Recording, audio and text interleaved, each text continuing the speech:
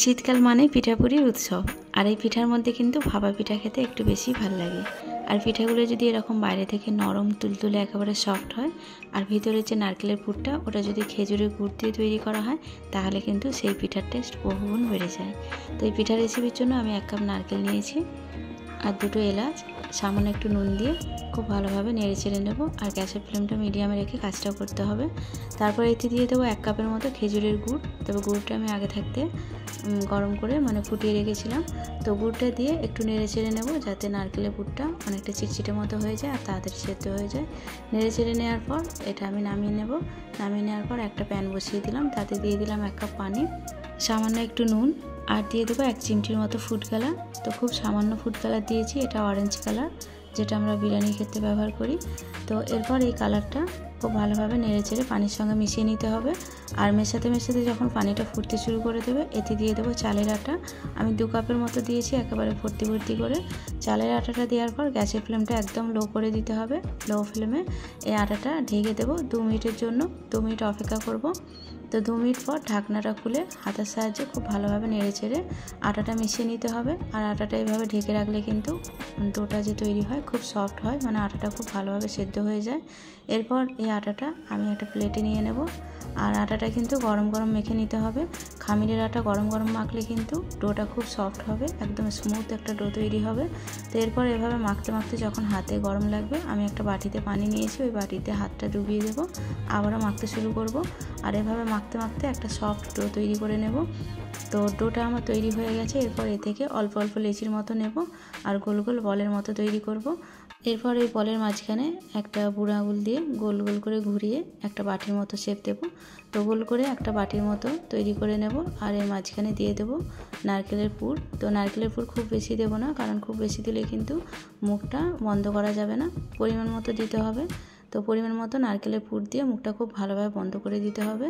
আর খুব ভালোভাবে টাইট করে বন্ধ করলেই কিন্তু এটা আর ফেটে যাবে না বা মুখ থেকে বেরিয়ে আসবে না। তো এইভাবে বন্ধ করে দেওয়ার পর আবার একটু গোল মতো করে নেব। করে নেওয়ার পর মাঝখানটা একটা আঙুল দিয়ে একটু নিচে একটু ডিপ করে দেব। আর করে দেওয়ার পর এখানে একটা লবঙ্গ দিয়ে দেবো, শুধুমাত্র দেখতে ভালো লাগবে তার জন্য লবঙ্গটা দিয়েছি, আপনারা চাইলে নাও দিতে পারেন। এবার সাইডে ডিজাইন করার জন্য আমি একটা কাঁটা চামচের সাহায্যে এরকম কুমড়োর যেরকম ডিজাইন হয়, যেহেতু এটা কুমড়োর মতো দেখতে ভাপা পিঠা, তার জন্য এরকম একটা কাঁটা চামচের সাহায্যে একটা ডিজাইন করে নিলাম কুমড়োর মতো। আপনারা চাইলে এটা ছুরি কিংবা চামচের পেছন দিয়েও করে নিতে পারেন। এবার এটা হয়ে গেছে, আর একটা আমি করে নেব। তো এইভাবে কিন্তু প্রত্যেকটা পিঠা তৈরি করে নিয়ে কুমড়োর মতো ডিজাইন করে নেব। আর সাইডের ওই দাগটা যদি মনে হয় করতে পারবেন করবেন, না করলে কিন্তু কোনো অসুবিধা নেই। যেহেতু নামের সঙ্গে পিঠার মিল থাকবে, তার জন্য আমি ডিজাইনটা করে নিলাম, বা দেখতে খুব ভালো লাগবে তার জন্য।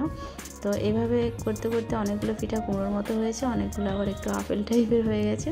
তো যাই হোক, সবগুলোতে লবঙ্গ দিয়ে দিলাম। লবঙ্গর গন্ধটা কিন্তু খুব বেশি ভালো লাগে, আবার অনেকের পছন্দ হয় না, তাদের ক্ষেত্রে কিন্তু লবঙ্গ না দিলেও চলবে।